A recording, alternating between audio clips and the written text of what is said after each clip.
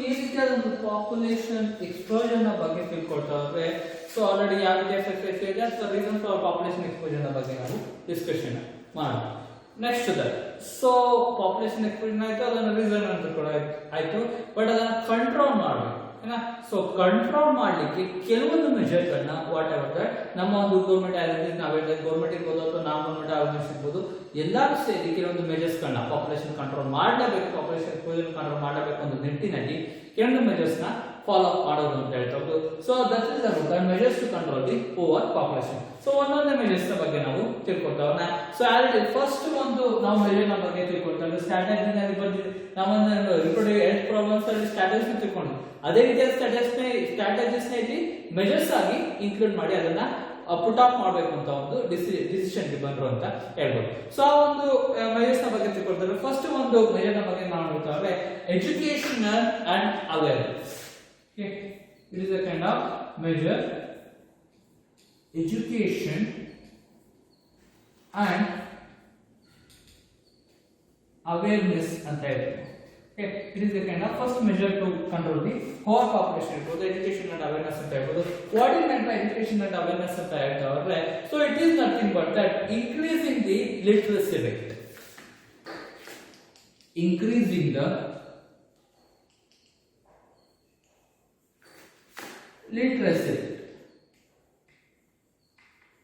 So literacy rate ನ increase ಮಾಡೋದು. So ಎಲ್ಲಾ ರೀತಿಯ ಜನರು ಕೂಡ ಅಷ್ಟೇ ವಿದ್ಯೆ ಅನ್ನೋದು ನೀಡ್ತಾವ್ರೆ ಅಥವಾ ಎಜುಕೇಶನ್ ಕೊಡ್ತಾವ್ರೆ. ಸೊ ಅದು ಕೂಡ ಅಷ್ಟೇ ಆ ಒಂದು ವಿದ್ಯೆ ಅನ್ನೋದು ಪಾಪ್ಯುಲೇಷನ್ ಎಕ್ಸ್ಪ್ಲೋಷನ್ ಮಾಡೋದನ್ನ ತಡಿಬಹುದು ಅಂತ ಹೇಳ್ತಾ ಹೋಗ್ತೀವಿ. Next that strong protection for the usage of contraception. Strong protection for usage of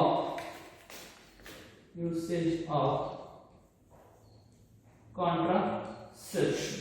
Okay, so contraception in the future ತಿಳ್ಕೊಳ್ಳೋಕೆ ವರ್ಡ್ ಬಗ್ಗೆ ಗಮನಿಸೋಣ. ಯೂಸೇಜ್ ಆಫ್ ಕಾಂಟ್ರಾಸೆಪ್ಷನ್ ಯೂಸ್ ಮಾಡಕ್ಕೆ ಒಂದು ಸ್ಟ್ರಾಂಗ್ ಪ್ರೊಟೆಕ್ಷನ್ ಮಾಡಲೇಬೇಕು ಅಥವಾ ಅದನ್ನ ಮಾಡೋದ್ರಿಂದ ಏನು ಪ್ರಯೋಜನ ಆಗುತ್ತೆ ಅಂತಕ್ಕಂಥ ಒಂದು ನಾಲೆಡ್ಜ್ ಕೊಡೋದ್ರಿಂದ. So whatever that education ಮತ್ತೆ ಅವೇರ್ನೆಸ್ ಕೊಡೋದ್ರಿಂದ ವಾಟ್ ಎವರ್ ದಟ್ ಏನೊಂದು ಫಾರ್ಮ್ ಏನೊಂದು some families some kind of peoples ಅಥವಾ ಸಮ್ ಫ್ಯಾಮಿಲೀಸ್ ಅಥವಾ ಸೊ ಏನೊಂದು ಬಿಗರ್ ಫ್ಯಾಮಿಲಿ ಜಾಯಿಂಟ್ ಫ್ಯಾಮಿಲಿ ಅದನ್ನ ಸ್ಮಾಲ್ ಫ್ಯಾಮಿಲೀಸ್ ಆಗಿ ಯಾವ ರೀತಿ ಮಾಡಬೇಕು ಅಂದ್ರೆ ಸೊ ಕಾಂಟ್ರಾಸೆಪ್ಷನ್ ಯೂಸ್ ಮಾಡೋದು ಅಥವಾ ಲಿಟ್ರಸಿ ರೇಟ್ ನ ಜಾಸ್ತಿ ಮಾಡೋದು ಅಬೌಟ್ ದಟ್ ರಿಪ್ರೊಡಕ್ಷನ್ ಅದರಿಂದ ಒಂದು ಪಾಪ್ಯುಲೇಷನ್ ಎಕ್ಸ್ಪ್ಲೋಷನ್ ಯಾವ ರೀತಿಯಾದ ಒಂದು ಸಮಸ್ಯೆಗಳು ನಾವು ಫೇಸ್ ಮಾಡ್ಬೇಕಂತ ಯಾವ ರೀತಿಯ ಸಮಸ್ಯೆ ಆಗುತ್ತೆ ಅದೆಲ್ಲರ ಬಗ್ಗೆ ಒಂದು ಎಜುಕೇಶನ್ ಮತ್ತೆ ಅವೇರ್ನೆಸ್ ಕೊಡೋದ್ರಿಂದ ವಾಟ್ ಎವರ್ ಪಾಪ್ಯುಲೇಷನ್ ಎಕ್ಸ್ಪ್ಲೋಷನ್ ಆಗೋದ್ರಿಂದ ತಡಿಬಹುದು. ಅದನ್ನ ಒಂದು ಮೆಜರ್ ಕನ್ಸಿಡರ್ ಮಾಡೋದು ಅಂತ ಹೇಳ್ತಾ ಇದ್ರು. ಸೊ ಸೆಕೆಂಡ್ ಒಂದು ವಾಟ್ ಎವರ್ ದಟ್ ಮೆಜರ್ ಬಗ್ಗೆ ಹೇಳ್ತಾ ಅಂದ್ರೆ raising of marriageable groups. Raising of marriageable group. Okay, so marriageable group ಏನ್ ಬೇಕು ಅದನ್ನ ರೈಸ್ ಮಾಡೋದು, ಅದು ಕೂಡ ಒಂದು ಸ್ಟ್ರಾಟಜಿ ನಾವು ಆಲ್ರೆಡಿ ತಿಳ್ಕೊಂಡು. ಸೊ ಈ ಒಂದು ಮ್ಯಾರೇಜಬಲ್ ಗ್ರೂಪ್ ನ ರೈಸ್ ಮಾಡೋದ್ರಿಂದ ಹೆಚ್ಚಿನ ಪ್ರಮಾಣವಾಗಿ ಮಾಡೋದ್ರಿಂದ ವಾಟ್ ಎವರ್ ದಟ್ ಆ ಒಂದು ಏನೊಂದು ಪಾಪ್ಯುಲೇಷನ್ ಎಕ್ಸ್ಪ್ಲೋಷನ್ ತಡಿಬಹುದು ಅಂತ ಹೇಳ್ತಾ ಹೋಗ್ರು. ಸೊ ಈ ಒಂದು effective meaning of control the population control ಮಾಡ್ಲಿಕ್ಕೆ ಒಂದು ಸ್ಟ್ರಾಂಗ್ ಒಂದು ಇಂಪ್ಯಾಕ್ಟ್ ನನ್ನ ಮಾಡಬೇಕು ಅಂತ ನಿಟ್ಟಿನಲ್ಲಿ ಬಂದಾದ್ಮೇಲೆ whatever that they are included that limitation for the age for the marriage. Females are 18 years. Okay, so ಮಕ್ಕಳಿಗೆ ಏನಂದ್ರೆ ಹೆಣ್ಮಕ್ಳಿಗೆ 18 ವರ್ಷ ಆದ್ಮೇಲೆ ಮದುವೆ ಮಾಡಬೇಕು. ಸೊ ಮೇಲ್ಸ್ ನ ವಿಷಯಕ್ಕೆ ಬಂದ್ರೆ ಆಫ್ಟರ್ 21 years. ಓಕೆ, 21 ವರ್ಷ ಆದ್ಮೇಲೆ ಅವ್ರಿಗೆ ಮದುವೆ ಅನ್ನೋದು ಮ್ಯಾರೇಜ್ ಅನ್ನೋದು ಮಾಡಬೇಕು ಅಂತ ಕನ್ಸಿಡರ್ ಮಾಡಿದ್ರೆ ಸೊ ಆ ಒಂದು ಮ್ಯಾರೇಜಬಲ್ ಗ್ರೂಪ್ ನ ಇನ್ಕ್ರೀಸ್ ಮಾಡೋದ್ರಿಂದ ವಾಟ್ ಎವರ್ ಪಾಪ್ಯುಲೇಷನ್ ಎಕ್ಸ್ಪ್ಲೋಷನ್ ಆಗೋದನ್ನ ಅವಾಯ್ಡ್ ಮಾಡಬಹುದು ಅಂತ ಕನ್ಸಿಡರ್ ಮಾಡೋದು ಅಂತ ಹೇಳ್ಬೋದು. So whatever that family planning ಅಥವಾ ಏಜಿಂಗ್ ಜಾಸ್ತಿ ಮಾಡಬೇಕು ಪಾಪ್ಯುಲೇಷನ್ ಮಾಡಬೇಕು ಏನ್ ಕಾರಣ ಅಂದ್ರೆ ಅರ್ಲಿ ಮ್ಯಾರೇಜ್ ಚೈಲ್ಡ್ ಮ್ಯಾರೇಜ್ ಅನ್ನೋದು ಆಯ್ತು. ವಾಟ್ ಎವರ್ ದಟ್ ಮೆಚುರಿಟಿ ಅಂತ ಬಂದಿರುತ್ತೆ 18-21 years already 14 to 15 years maturity ಅಂತ ಬಂದಿರುತ್ತೆ. ಆ ಒಂದು ಟೈಮ್ ಅಲ್ಲಿ ವಾಟ್ ಎವರ್ ದಟ್ ಅವರ ಒಂದು ಲೈಫ್ ಸ್ಪ್ಯಾನ್ ಒಂದು 60 to 80 years ಆದ್ರೆ okay 60 to 80 years here they will be having the capacity to reproduce up to 50 years 50 to 55 years reproduction capacity ಅನ್ನೋದು ಮೇಲ್ಸ್ ಮತ್ತು ಫೀಮೇಲ್ಸ್ ಹ್ಯೂಮನ್ ಬೀಯಿಂಗ್ಸ್ ಅಲ್ಲಿ ಇರುತ್ತೆ ನಮ್ಮ ಒಂದು ನಾಲೆಡ್ಜ್ ಸೈಂಟಿಫಿಕ್ ನಾಲೆಡ್ಜ್ ಪ್ರಕಾರ. ಓಕೆ, ಸೊ ಆವಾಗ ಇದೆ ಅಂದ್ರೆ ಬಿಫೋರ್ 18 ಅಥವಾ 21 years ಗೆ ಮುಂಚೆನೆ ಮದುವೆ ಆದ್ರೆ what ever that so 50 to 55 years ಅಲ್ಲಿ ಕೂಡ ಒಂದು ರಿಪ್ರೊಡಕ್ಟಿವ್ ಕೆಪಾಸಿಟಿ ಇದೆ 40 ವರೆಗೂ ಇದೆ ಅಂತ ಹೇಳ್ತಾರೆ. ಫ್ರೀಕ್ವೆಂಟ್ಲಿ ಇದೆ ವಿಲ್ ಬಿ ರಿಪ್ರೊಡಕ್ಷನ್ ಅನ್ನೋದು ರೇಟ್ ಜಾಸ್ತಿನೇ ಆಗ್ತಾನೆ ಹೋಗುತ್ತೆ, ಪಾಪ್ಯುಲೇಷನ್ ಎಕ್ಸ್ಪ್ಲೋಷನ್ ಅನ್ನೋದು ಆಗ್ತಾ ಹೋಗುತ್ತೆ. ಸೊ 18 ಮತ್ತು 21 years ಗೆ ಲಿಮಿಟ್ ಮಾಡಿ ಆಫ್ಟರ್ ದಟ್ ಮ್ಯಾರೇಜ್ ಆದ್ಮೇಲೆ ರಿಪ್ರೊಡಕ್ಷನ್ ಅಲ್ಲಿ ಇನ್ವಾಲ್ವ್ ಆಗ್ತಾವ್ರೆ ವಾಟ್ ಎವರ್ ದಟ್ ಆ ಒಂದು ಬಿಫೋರ್ ಮ್ಯಾರೇಜ್ ಮುಂಚೆನೆ what ever that population control ಮಾಡೋ ಒಂದು ನಿಟ್ಟಿನಲ್ಲಿ ಈ ಒಂದು ಪ್ರೋಸೆಸ್ ನ ಮಾಡೋದು ಅಂತ ಹೇಳ್ತಾ ಹೋಗ್ಬೋದು. ಅದು ಕೂಡ ಇನ್ಕ್ಲೂಡ್ ಆಗುತ್ತೆ ಅಂತ ನಾವು ಹೇಳ್ಬೋದು. ಸೊ ಥರ್ಡ್ ಒನ್ ವಿಷಯಕ್ಕೆ ಬಂದ್ರೆ ಥರ್ಡ್ ಮೆಜರ್ ನಮಗೆ ಹೇಳ್ತಾರೆ ಇನ್ಸೆಂಟಿವ್ಸ್ ಅಂತ ಹೇಳಿ. ಓಕೆ, ಪಾಪ್ಯುಲೇಷನ್ ಎಕ್ಸ್ಪ್ಲೋಷನ್ ಆದ್ರೆ ಇನ್ಸೆಂಟಿವ್ಸ್ ಕೊಡ್ತಾರೆ, ಇಟ್ ಇಸ್ ನಾಟ್ ರೈಟ್, ಆ ರೀತಿ ಆಗಲ್ಲ. ಸೊ ಇನ್ಸೆಂಟಿವ್ಸ್ ಅಂತ ಹೇಳ್ತಾ ಹೋದ್ರೆ it means that a kind of families we are who are ready to adopt the child. So adopt the child, ಮಕ್ಕಳನ್ನ ಏನು ಉಂಟಾ ಇರ್ತಕ್ಕಂಥ ಒಂದು ಮಕ್ಕಳನ್ನೇ ಚೈಲ್ಡ್ ಗಳನ್ನ ಅಡಾಪ್ಟ್ ಮಾಡ್ಕೊಂಡ್ರೆ ಅವ್ರಿಗೆ ಇನ್ಸೆಂಟಿವ್ಸ್ ನ ಕೊಡ್ತಾ ಹೋಗ್ತಾರೆ. ಸೊ ಅವ್ರ ಓನ್ ಚೈಲ್ಡ್ ಬಂದು ಇರ್ತಕ್ಕಂಥ ಆಲ್ರೆಡಿ ಎಷ್ಟೋ ರೀತಿಯ ಅನಾಥ ಮಕ್ಕಳಿದ್ದಾರೆ, ಆ ರೀತಿಯ ಮಕ್ಕಳನ್ನ ಅಡಾಪ್ಟ್ ಮಾಡ್ಕೊಂಡ್ರೆ ಅವ್ರಿಗೆ ಇನ್ಸೆಂಟಿವ್ಸ್ ನ ಕೊಡುವಂತ. ಯಾವ ರೀತಿಯ ಇನ್ಸೆಂಟಿವ್ಸ್ ಅಂದ್ರೆ ಮನಿನ ಪ್ರೊವೈಡ್ ಮಾಡೋದಿಲ್ಲ, instead of the money they will providing that a kind of government ಇಂದ ಕೆಲವೊಂದು ಫೆಸಿಲಿಟೀಸ್ ನ ಕೊಡ್ತಾ ಹೋಗ್ತಾರೆ. Okay, what kind of facilities will be provided for their peoples ಅಂತ ಹೇಳ್ತಾ ಹೋದ್ರೆ ಫ್ರೀ ಎಜುಕೇಶನ್ ಇರ್ಬೋದು. ಫ್ರೀ ಎಜುಕೇಶನ್ ನ ಪ್ರೊವೈಡ್ ಮಾಡ್ತಾ ಹೋಗ್ತಾರೆ. ಸೊ ಅಥವಾ ಅದರ ಒಂದು ಬರ್ತಿಗೆ ವಾಟ್ ಎವರ್ ಒಂದು ಪ್ರೋಸೆಸ್ ನ ಬಗ್ಗೆ ತಿಳಿಸ್ತಾ ಹೋಗ್ತಾರೆ. ಫ್ರೀ ಎಜುಕೇಶನ್ ನ ಪ್ರೊವೈಡ್ ಮಾಡೋಂಥದ್ದು ಇರ್ಬೋದು. ಅದ್ರ ಜೊತೆಗೆ ಕೆಲವೊಂದು ಲಿಮಿಟೇಷನ್ಸ್ ಇರುತ್ತಲ್ಲ ಅಥವಾ ಇನ್ಶೂರೆನ್ಸ್ ನ ಪ್ರೊವೈಡ್ ಮಾಡುವಂಥದ್ದು. ಸೊ ಲಿಮಿಟೇಷನ್ಸ್ ಜೊತೆಗೆ ಇನ್ಶೂರೆನ್ಸ್ ನ ಪ್ರೊವೈಡ್ ಮಾಡುವಂಥದ್ದು, ಫ್ರೀ ಎಜುಕೇಶನ್ ನ ಪ್ರೊವೈಡ್ ಮಾಡುವಂಥದ್ದು, ನೆಕ್ಸ್ಟ್ ದಟ್ ಮಂತ್ಲಿ ಅಲಯನ್ಸ್ ನ ಕೊಡುವಂಥದ್ದು.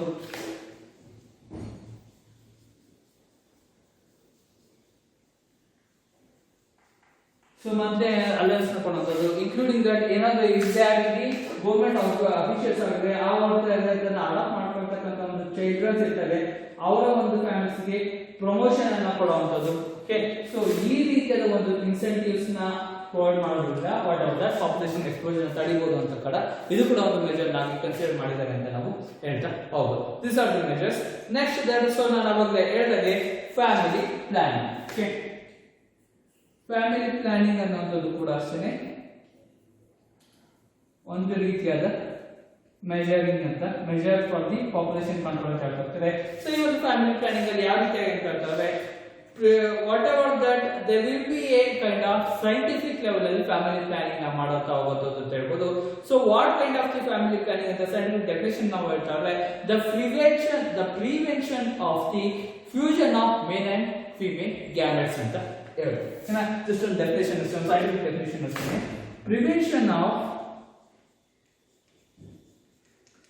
prevention of fusion of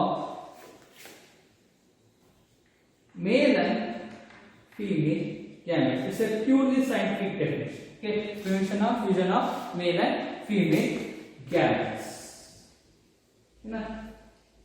during their sexual activity.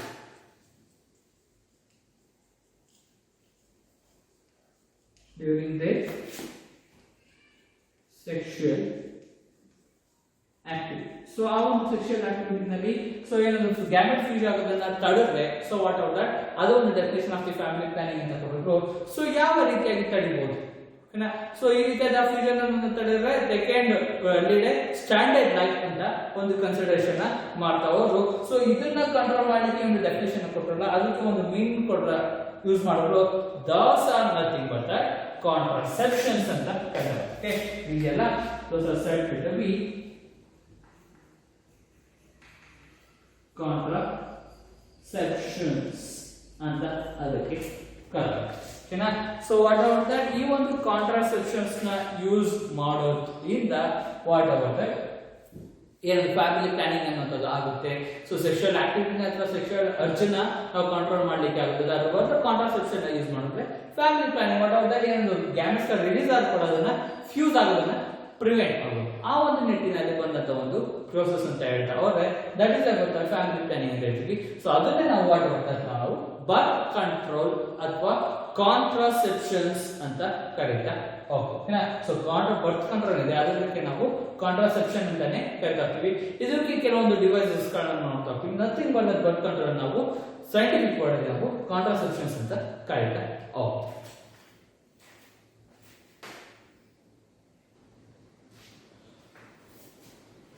So what is meant by birth control or contraception? Birth control ಅಂದ್ರೆ ಏನು, contraception ಅಂತ ಹೇಳ್ತಾರೆ. ಇದಕ್ಕೆ ಒಂದು ಡೆಫಿನೇಷನ್ ಇದೆ. It is said to be the voluntary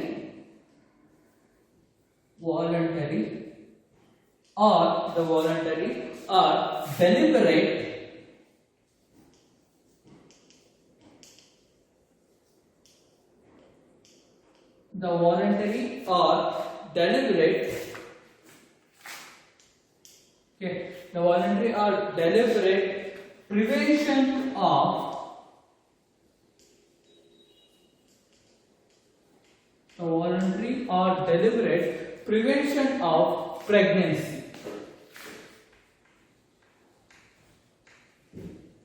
The voluntary or deliberate prevention of pregnancy or sexual activity.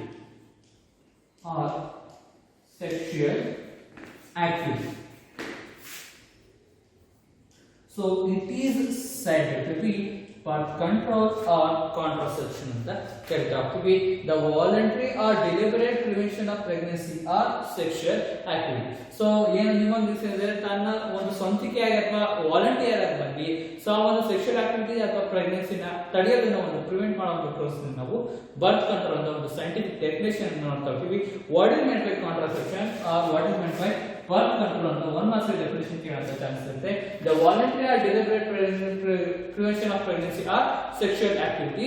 It is said to be or sexual pregnancy after sexual activity ಅಂತ ಕೂಡ ಹೇಳ್ಬೋದು ಅಥವಾ or sexual activity ಅಂತ ಹೇಳ್ಬೋದು. You can think that after sexual activity ಅಂತ ತಾನೆ ತಿಳ್ಕೊಳ್ಳೋಣ. Pregnancy after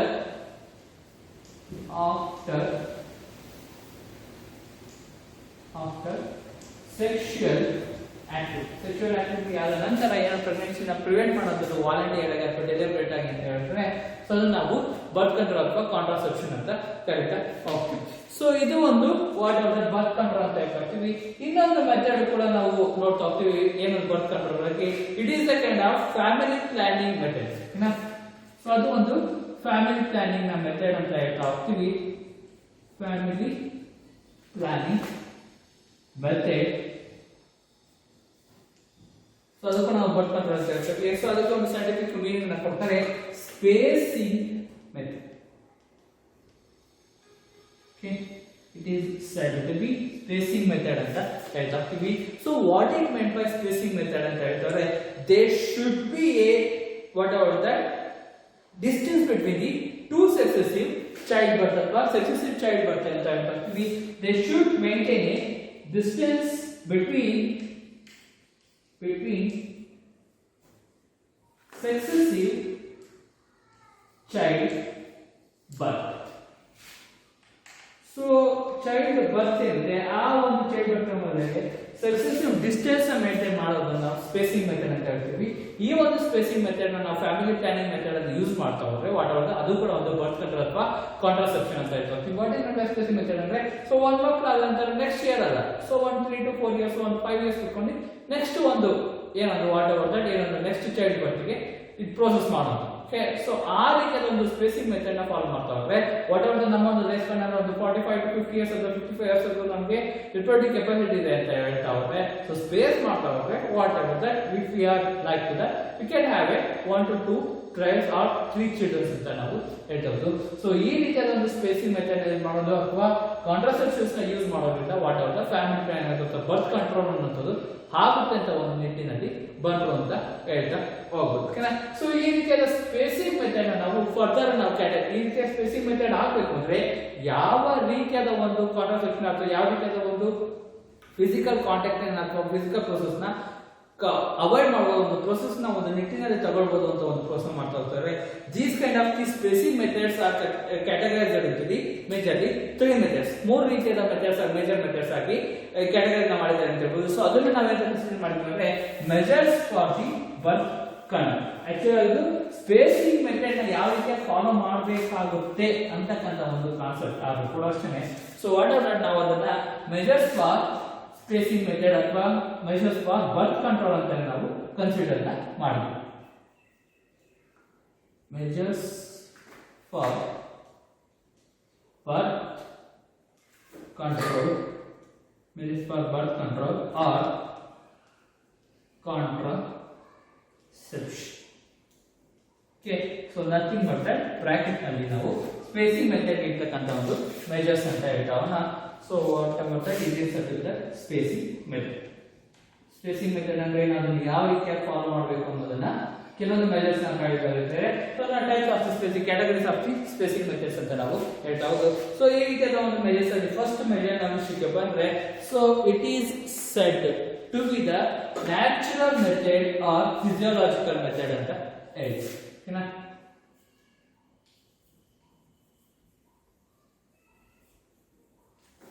natural method or physiological method. Okay, so natural method ಅಥವಾ physiological methods ಅಂತ ಹೇಳ್ತಾ ಹೋಗ್ತೀವಿ. What it means ಅಂತ ಹೇಳ್ತಾ ಹೋದ್ರೆ, it is nothing but that a principle behind this kind of method is a prevent the contact between the ovum and the sperm. Gametes ಅನ್ನೋದು ಏನಿದೆ, so it is made for to prevent the contact between ovum and sperm. So humans ಅಲ್ಲಿ ಮೇಲ್ gametes ಮತ್ತು female gametes ಅಂತ ovum ಮತ್ತು sperm ಅಂತ ಏನ್ consider ಮಾಡ್ತೀವಿ, so ಅವು ಕಾಂಟ್ಯಾಕ್ಟ್ ಆಗಬಹುದು, ಆ ರೀತಿಯಾಗಿ ಪ್ರಿವೆಂಟ್ ಮಾಡುವಂತದ್ದು. ಸೊ ಅದನ್ನ ನಾವು ನ್ಯಾಚುರಲ್ ಮೆಥಡ್ ಅಥವಾ ಫಿಸಿಯೋಲಾಜಿಕಲ್ ಮೆಥಡ್ ಅಂತ ಹೇಳ್ತಾ ಹೋಗ್ತೀವಿ. ಸೊ ಈ ಒಂದು ಫಿಸಿಯೋಲಾಜಿಕಲ್ ಮೆಥಡ್ ನಾವು ಸೊ ಇದನ್ನ ಕಾಂಟ್ಯಾಕ್ಟ್ ಮಾಡೋದು ಪ್ರಿವೆಂಟ್ ಆದ್ರೆ ಫರ್ಟಿಲೈಸೇಷನ್ ಕೂಡ ಪ್ರಿವೆಂಟ್ ಆಗುತ್ತೆ ಅಂತ ನಾವು ಹೇಳ್ಬೋದು. ಸೊ ಇದರಲ್ಲಿ ಒಂದು ಟೈಪ್ಸ್ ನಾವು ನೋಡ್ತಾ ಹೋಗ್ತೀವಿ. ಅದರಲ್ಲಿ ಫಸ್ಟ್ ಟೈಪ್ ನ ಬಗ್ಗೆ ಹೇಳ್ತಾ ಹೋದ್ರೆ ಪೀರಿಯಾಡಿಕ್ ಅಬ್ಸಿಸ್ಟೆನ್ಸ್ ಅಂತ ಕರೀತಾರೆ. ಪೀರಿಯಾಡಿಕ್ ಅಬ್ಸಿಸ್ಟೆನ್ಸ್ ಅಂತ ಕರೀತಾರೆ.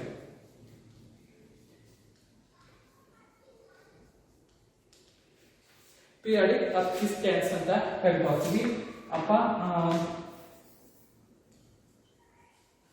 ಪೀರಿಯಾಡಿಕ್ ಅಬ್ಸ್ಟಿನೆನ್ಸ್ ಅಂತ ಕೂಡ ನಾವು ಕರೀತಾ ಹೋಗೋದು. ಓಕೆ, ಪೀರಿಯಾಡಿಕ್ ಅಬ್ಸ್ಟಿನೆನ್ಸ್ ನ ಬಗ್ಗೆ ತಿಳ್ಕೊಳ್ತಾರೆ. ವಾಟ್ ಇಸ್ ಪೀರಿಯಾಡಿಕ್ ಅಬ್ಸ್ಟಿನೆನ್ಸ್ ಅಂತ ಹೇಳ್ತಾರೆ, the method of contraception based on the knowledge of menstrual cycle. Okay, ಏನೊಂದು ಫಿಮೇಲ್ಸ್ ಅಲ್ಲಿ ಮೆನ್ಸ್ಟ್ರುಯಲ್ ಸೈಕಲ್ ಒಂದು ನಾಲೆಡ್ಜ್ ಇದ್ದರೆ, knowledge of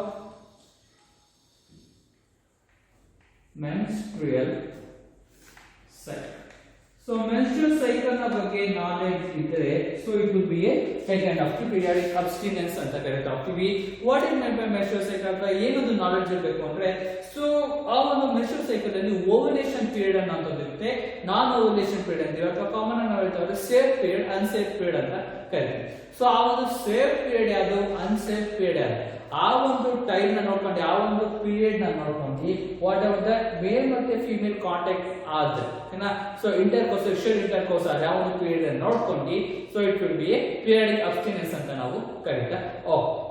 so it is a kind of natural contraception. Nature ಆಗಿ ಬಂದಿರತಕ್ಕಂಥ contraception ಯಾವುದೇ ರೀತಿಯ ಡಿವೈಸ್ ಯೂಸ್ ಮಾಡ್ಲಾರ್ದೇನೆ ಬರ್ತ್ ಕಂಟ್ರೋಲ್ ಮಾಡುವಂಥದ್ದು ಅಂತ ಹೇಳ್ತಾ ಹೋಗೋದು. ಸೊ ಮೆನ್ಸ್ಟ್ರುಯಲ್ ಸೈಕಲ್ ನಾಲೆಡ್ಜ್ ಅಂತ ಹೇಳ್ತೀವಿ. ಸೊ ಎಲ್ಲಿಂದ ಎಲ್ಲರಿಗೂ ನಾವು ಒಂದು ಸೇಫ್ ಪೀರಿಯಡ್ ಅಥವಾ ಅನ್ಸೇಫ್ ಪೀರಿಯಡ್ ಅಂತ ನಾವು ಕನ್ಸಿಡರ್ ಮಾಡ್ತೀವಿ ಅಂದ್ರೆ, it is said to be, so knowledge of menstrual cycle ಅಂತಲ್ಲ, ಸೊ ಯಾವ ರೀತಿಯಾದ ನಾಲೆಡ್ಜ್ ಆಫ್ ಮೆನ್ಸ್ಟ್ರುಯಲ್ ಸೈಕಲ್ ಇರಬೇಕು ಅಂತ ಹೇಳ್ತಾ ಹೋದ್ರೆ, so we should know about that. ನಾವು ಒಂದು ಫೀಮೇಲ್ಸ್ ಬಾಡಿನಲ್ಲಿ menstrual cycle it is covers about 28 days per month. ಓಕೆನಾ? ಸೊ ಏನು 28 days ಕವರ್ ಆದ ಒಂದು ಮೆನ್ಸ್ಟ್ರುಯಲ್ ಪೀರಿಯಡ್ ಅಥವಾ ಮೆನ್ಸ್ಟ್ರುಯಲ್ ಸೈಕಲ್ ಅನ್ನೋಂಥದ್ದು ಅಂತ ಹೇಳ್ತಾ ಹೋದ್ರೆ, ಸೊ ಅದನ್ನ ನಾವು ಡಿವೈಡ್ ಮಾಡಿದ್ವಿ ಸೈಂಟಿಫಿಕ್. ಸೊ ಯಾವ ರೀತಿಯಾದ ಡಿವಿಷನ್ ಅಂತ ಹೇಳ್ತಾ ಹೋದ್ರೆ, ಫ್ರಮ್ 28 days ಅಲ್ಲಿ first to 5th day. Okay, so 1 to 5th day. Okay, first to 5th day ಏನಿದೆ, ಸೊ ಅದನ್ನ ನಾವು ಬ್ಲೀಡಿಂಗ್ ಪೀರಿಯಡ್ ಅಂತ ಕರೀತೀವಿ. Okay, it is said to be bleeding period ಅಂತ ಹೇಳ್ತೀವಿ.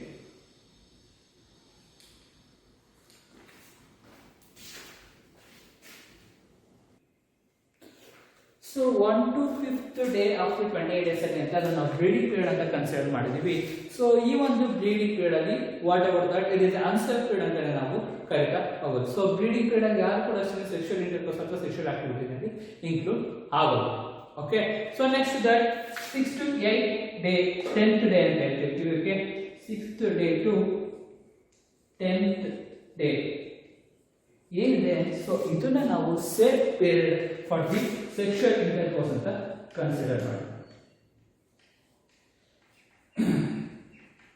Safe period for sexual intercourse of the menstrual cycle 6 to 10th day ಅಂತ ನಾವು ಹೇಳ್ಬೋದು. So next it is followed by the 11th to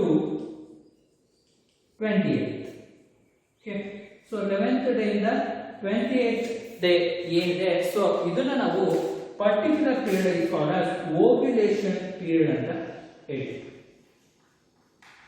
Okay, it is said to be ovulation period ಅಂತ ಹೇಳ್ತೀವಿ.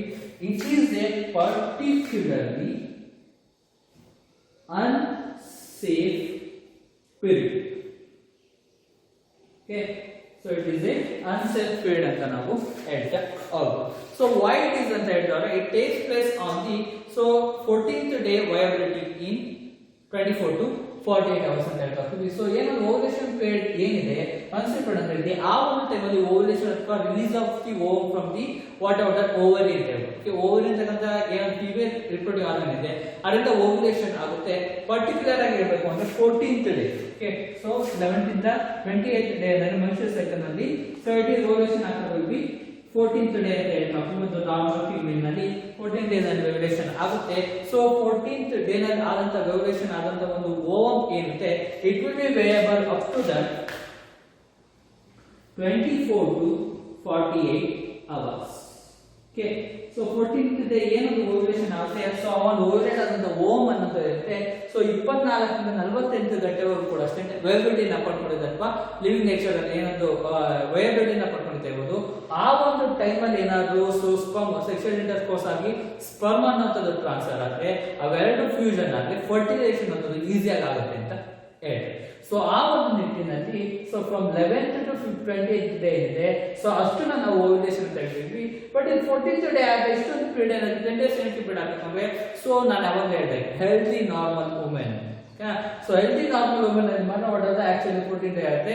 So ಒಂದೊಂದು women ಕೂಡ ಅಷ್ಟೇ what of the ಒಬ್ರು 14th day ovulation ಆಗ್ಬೋದು, 15th ಆಗ್ಬೋದು, 16th ಆಗ್ಬೋದು ಅಥವಾ 12th ಆಗ್ಬೋದು, 13th ಆಗ್ಬೋದು. ಸೊ ಈ ರೀತಿಯಾಗಿ ಇನ್ ಬಿಟ್ವೀನ್ ದಟ್ 11ನೇ ದಿನದಿಂದ 20ನೇ ದಿನದೊಳಗೆ ಯಾವ ಬೇಕಾದ್ರೂ ಓವ್ಯುಲೇಷನ್ ಆಗುತ್ತೆ ಬೇಸ್ಡ್ ಆನ್ ಆ ಒಂದು ವುಮೆನ್ ಮೇಲೆ ಡಿಪೆಂಡ್ ಅಂತ ಆ ಒಂದು ಹೆಣ್ಣಿನ ಮೇಲೆ ಡಿಪೆಂಡ್ ಅಂತ ಹೇಳ್ಬೋದು. ಸೊ ಓವರ್ ಆಲ್ ದಟ್ ಆ ಒಂದು 11 to 28 ಓವ್ಯುಲೇಷನ್ ಪೀರಿಯಡ್ ಆಗಿರುತ್ತೆ ಯಾವ ಬೇಕಾದ್ರೂ ಆಗುವಂತ ಚಾನ್ಸ್ ಇರೋದ್ರಿಂದ ಅನ್ಸೇಫ್ ಪೀರಿಯಡ್ ಅಂತ ಕನ್ಸಿಡರ್ ಮಾಡಿ.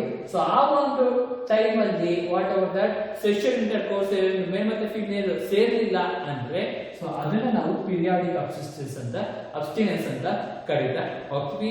ನೆಕ್ಸ್ಟ್ ದಟ್ ಸೊ ಇದಾದ ನಂತರ 20 ಡೇ ಅಂತ ಇರುತ್ತಲ್ಲ next 21 to 21st to 28. Okay, so 21st to 28 ಏನಿದೆ so again same period will be start. Okay, ಇದನ್ನ ನಾವು ಸೇಫ್ ಪೀರಿಯಡ್ ಅಂತ ಕರೀತಾ ಹೋಗ್ತೀವಿ. ಓಕೆ, ಸೊ ಈ ಒಂದು ಸೇಫ್ ಪೀರಿಯಡ್ ಅಂದ್ರೆ 6 to 10th ಡೇ ಇದೆ ಇದು ಒಂದು ಸೇಫ್ ಪೀರಿಯಡ್. ಅಂದ್ರೆ 21st to 28th ಡೇ ಇದೆ ಅದನ್ನ ನಾವು ಸೇಫ್ ಪೀರಿಯಡ್ ಅಂತ ಕರೀತಾ ಓಕೆನಾ. ಸೊ ಈ ಒಂದು ಪೀರಿಯಾಡಿಕ್ ಅಬ್ಸೆನ್ಸ್ ಅಥವಾ ಏನು ಮೆನ್ಸ್ಟ್ರುಯಲ್ ಸೈಕಲ್ ನಾಲೆಡ್ಜ್ ನ ಇಟ್ಕೊಂಡು so what are the male ಮತ್ತೆ ಫೀಮೇಲ್ ಇಂಟರ್ಕೋರ್ಸ್ ಆದ್ರೆ ಸೊ ಆಗ ವಾಟ್ ಎವರ್ ದಟ್ ಈ ಒಂದು ಪಾಪ್ಯುಲೇಷನ್ ಕಂಟ್ರೋಲ್ ಅಥವಾ ಬರ್ತ್ ಕಂಟ್ರೋಲ್ ನ ಮಾಡಬಹುದು ಅಂತ ಒಂದು ಐಡಿಯಾ ಒಂದು ಸೈಂಟಿಫಿಕ್ ಪ್ಯೂರ್ಲಿ ಸೈಂಟಿಫಿಕ್ ನಾಲೆಡ್ಜ್ ನ ಕೊಟ್ಟಿದ್ದಾರೆ ಅಂತ ಹೇಳ್ಬೋದು. ಇದು ಕೂಡ ಅಷ್ಟೇ ಒಂದು ರಿಪ್ರೊಡಕ್ಟಿವ್ ಬರ್ತಕ್ಕಂಥ ಒಂದು ಕಾನ್ಸೆಪ್ಟ್ ಅಂತ ಹೇಳ್ಬೋದು. ಸೊ ನೆಕ್ಸ್ಟ್ ಇದೊಂದು ಪ್ರೋಸೆಸ್ ಆಯ್ತು ಅಂದ್ರೆ ಸೊ ಇದೊಂದು ಮೆಜರ್ ಆಯ್ತು ಅಂತ ಹೇಳಿದ್ರೆ ನೆಕ್ಸ್ಟ್ ಮೆಜರ್ ನ ಬಗ್ಗೆ ನಾವು ತಿಳ್ಕೊಳ್ತಾ ಹೋಗೋದು. ಸೊ ನೆಕ್ಸ್ಟ್ ಮೆಜರ್ ನ ಬಗ್ಗೆ ನಾವು ತಿಳ್ಕೊಳ್ತಾ ಹೋದ್ರೆ so it is nothing but that coitus interruptions ಅಂತ ಕರೀತಾ ಹೋಗ್ತೀವಿ. It is a purely scientific word. It is said to be coitus, C-O-I-T-U-S, coitus interruption ಅಂತ ಕರೀತಾರೆ. coitus interruption ಅಂತ ಕರೀತಾ ಹೋಗ್ತೀವಿ. Or it is commonly called as pull out method. pull out method ಅಂತ ಹೇಳ್ಬೋದು. So what is meant by coitus interruption or pull out method ಅಂತ ಹೇಳ್ತಾರೆ a kind of natural method in which the man withdrawal is reported ಅಥವಾ penis ಅಂತ ನಾವು ಹೇಳ್ಬೋದು. ಓಕೆನಾ, the man withdrawal is reproductive organ reproductive organ before releasing of the semen. Okay, before ejaculation ಅಂತ ಹೇಳೋದು. Before ejaculation of semen from female genitalia. From female genitalia ಅಂತ ಹೇಳ್ಬೋದು. So sexual intercourse ನ ಟೈಮ್ ಅಲ್ಲಿ ಬಿಫೋರ್ ಏನೊಂದು ejaculation ಅಥವಾ semen release ಆಗಕ್ಕೆ ಮುಂಚೆ ಅವರು ಫೀಮೇಲ್ ಜೆನಿಟೇಲಿಯಾ ಇಂದ ತನ್ನ ಒಂದು ರಿಪ್ರೊಡಕ್ಟಿವ್ ಆರ್ಗನ್ ನ ತಗೊಂಡ್ರೆ. ಓಕೆ, ಸೊ ಇಂಟರ್ಕೋರ್ಸ್ ನ ಟೈಮ್ ಅಲ್ಲಿ ಅವರು ವಾಟ್ ಎವರ್ ದಟ್ ಏನೊಂದು ಒಂದು ರಿಪ್ರೊಡಕ್ಟಿವ್ ಆರ್ಗನ್ ಹೊರಗಡೆ ತಗೊಂಡ್ರೆ ಫೀಮೇಲ್ ಜೆನಿಟೇಲಿಯಾ ಅಂತ, ಸೊ ಅದನ್ನ ನಾವು ಪುಲ್ ಔಟ್ ಮೆಥಡ್ ಅಂತ ಕರಿತೀವಿ. ಸೊ ಇದು ಕೂಡ ಅಷ್ಟೇ ಕೈಂಡ್ ಆಫ್ ನ್ಯಾಚುರಲ್ ಮೆಥಡ್ ಆಗೋದು. It is A kind of successful so birth control. Okay, birth control ಮಾಡ್ಕೊಂಡು ಸಕ್ಸಸ್ಫುಲ್ ಒಂದು ನ್ಯಾಚುರಲ್ ಮೆಥಡ್ ಅಂತ ನಾವು ಹೇಳ್ತಾ ಹೋಗ್ತೀವಿ. ಇದು ಕೂಡ ಒಂದು ರೀತಿಯಾದ ಒಂದು ಮೆಜರ್ ಅಂತ ಹೇಳ್ಬೋದು. ನೆಕ್ಸ್ಟ್ ಇದೆ ಥರ್ಡ್ ಮೆಜರ್ ನಾವು ವಿಷಯಕ್ಕೆ ಬಂದ್ರೆ, so it is nothing but that lactational amenorrhea ಅಂತ ಕರೀತೀವಿ.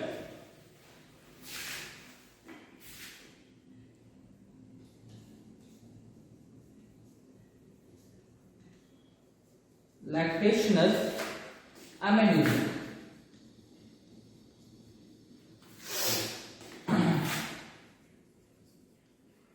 Lactational amenorrhea. So method, lactational amenorrhea method, or short form the LAM ಅಂತ ಕರೀತೀವಿ. What is meant by lactational amenorrhea method ಅಂತ ಹೇಳ್ತಾರೆ? It is nothing but it is a kind of maternal method. Okay, these are the natural method, but ಇದು ಮಾತ್ರ ನಾವು maternal method ಅಂತ ಹೇಳ್ತೀವಿ. Okay, so what it means? ಏನು maternal method ಅಂತ ಹೇಳಿದ್ರೆ, so ಎಲ್ಲಿವರೆಗೂ ಲ್ಯಾಕ್ಟೇಷನ್ ಪ್ರೋಸೆಸ್ ಆಗ್ತಾ ಹೋಗುತ್ತೋ ಅಥವಾ feeding their babies, feeding their babies, so ಎಲ್ಲಿವರೆಗೂ ಆ ಒಂದು ಮಕ್ಕಳಿಗೆ ನಾವು ಫೀಡಿಂಗ್ ಮಿಲ್ಕ್ ಫೀಡಿಂಗ್ ನ ಮಾಡ್ತಾ ಹೋಗ್ತೀವಿ ಅಲ್ಲಿವರೆಗೂ ಕೂಡ ಅಷ್ಟೇ what ever that birth control ಆಗುತ್ತೆ, ಫರ್ಟಿಲೈಸೇಷನ್ ಆಗೋದಿಲ್ಲ ಅಂತ ಹೇಳ್ತಾ ಹೋಗ್ತಾರೆ. It means that so lactation ಅಥವಾ ಲ್ಯಾಕ್ಟೇಷನ್ ಪ್ರೋಸೆಸ್ ಎಲ್ಲರಿಗೂ ಮಿಲ್ಕ್ ಅನ್ನೋಂಥದ್ದು ಪ್ರೋಸೆಸ್ ಆಗ್ತಾ ಹೋಗುತ್ತೆ. ಸೊ ಹಾರ್ಮೋನ್ಸ್ ಗಳು ಅದರಲ್ಲಿ ಇನ್ವಾಲ್ವ್ ಆಗುತ್ತೆ. ಸೊ ಅದರಲ್ಲಿ ಇನ್ವಾಲ್ವ್ ಆಗಿದೆ ಅಂದ್ರೆ ಆ ಒಂದು same kind of the hormones ಏನಿರುತ್ತೆ, it suppresses the women ovulation. So ಎಲ್ಲಿವರೆಗೂ ಏನೊಂದು ಇನ್ಫಾಂಟ್ಗೆ ಮಿಲ್ಕ್ ನ ಫೀಡಿಂಗ್ ಮಾಡ್ತಾ ಹೋಗ್ತಾರೆ ಅಲ್ಲಿವರೆಗೂ ಕೂಡ ಅಷ್ಟೇ ಓವ್ಯುಲೇಷನ್ ಅಲ್ಲಿ ಇರ್ತಕ್ಕಂಥ ವುಮೆನ್ ಅಲ್ಲಿ ಆಗ್ತಕ್ಕಂಥ ಓವ್ಯುಲೇಷನ್ ಸಪ್ರೆಸ್ ಮಾಡ್ತಾ ಹೋಗುದು. ಸೊ ಏನಕ್ಕೆ ಅಂದ್ರೆ, ಸೊ ಲ್ಯಾಕ್ಟೇಷನ್ ಆಗ್ಬೇಕು ಅಂದ್ರೆ ಅಥವಾ ಮಿಲ್ಕ್ ಪ್ರೋಸೆಸ್ ಆಗಬೇಕು ಅಂದ್ರೆ, so what are the lactation related ಆಗಿ ಕೆಲವೊಂದು ಹಾರ್ಮೋನ್ಸ್ ನಾವು ಆಲ್ರೆಡಿ ತಿಳ್ಕೊಳ್ಳಿ, ಕೆಲವೊಂದು ಹಾರ್ಮೋನ್ಸ್ ಗಳು ಇನ್ವಾಲ್ವ್ ಆಗ್ತಾ ಹೋಗುತ್ತೆ. ಸೊ ಆ ರೀತಿಯಾದ ಹಾರ್ಮೋನ್ಸ್ ಗಳು ಇನ್ವಾಲ್ವ್ ಆಗ್ತಾ ಹೋದ್ರೆ ಇಲ್ಲಿ ಓವ್ಯುಲೇಷನ್ ಅಲ್ಲಿ ಯಾವ ಒಂದು ಹಾರ್ಮೋನ್ಸ್ ಗಳು ಓವ್ಯುಲೇಷನ್ ಆಗ್ಲಿಕ್ಕೆ ಏನೊಂದು ಹಾರ್ಮೋನ್ಸ್ ಗಳು ಕಾರಣ ಆಗುತ್ತೆ ಅದು ಪ್ರೊಡ್ಯೂಸ್ ಆಗೋದು. ಸೊ ಅದನ್ನ ಸಪ್ರೆಸ್ ಮಾಡ್ತಾ ಹೋದ್ರೆ ಓವ್ಯುಲೇಷನ್ ಎಲ್ಲಿ ಸಪ್ರೆಸ್ ಆಗುತ್ತೆ ಅಂದ್ರೆ ಎಲ್ಲಿವರೆಗೂ ಮಿಲ್ಕ್ ನ ಫೀಡ್ ಮಾಡ್ತಾ ಹೋಗ್ತೀವಿ ಓವ್ಯುಲೇಷನ್ ಆಗಲಿಲ್ಲ. ಓವ್ಯುಲೇಷನ್ ಆಗಲಿಲ್ಲ ಅಂದ್ರೆ what of the sexual intercourse ಆದ್ರೂ ಕೂಡ ಅಷ್ಟೇ ಫರ್ಟಿಲೈಸೇಷನ್ ಆಗೋದಿಲ್ಲ, ಬರ್ತ್ ಕಂಟ್ರೋಲ್ ಅನ್ನೋದು ಆಯ್ತು ಅಂತ ಹೇಳ್ತೀವಿ. ಓಕೆ, ಸೊ ಈ ಮೂರನ್ನ ನಾವು ಮೇಜರ್ ಮೆಥಡ್ಸ್ ಮಾಡ್ತೀವಿ. ವಾಟ್ ಎವರ್ ದಟ್ ಏನೊಂದು ಬರ್ತ್ ಕಂಟ್ರೋಲ್ ಇಟ್ಕೊಂಡ ಒಂದು ಮೆಜರ್ ಅಲ್ಲಿ ಸೊ ನ್ಯಾಚುರಲ್ ಅಥವಾ ಫಿಸಿಯಾಲಜಿಕಲ್ ಮೆಥಡ್ಸ್ ಅಂತ ನಾವು ಕನ್ಸಿಡರ್ ಮಾಡಿದೀವಿ. ಓಕೆ.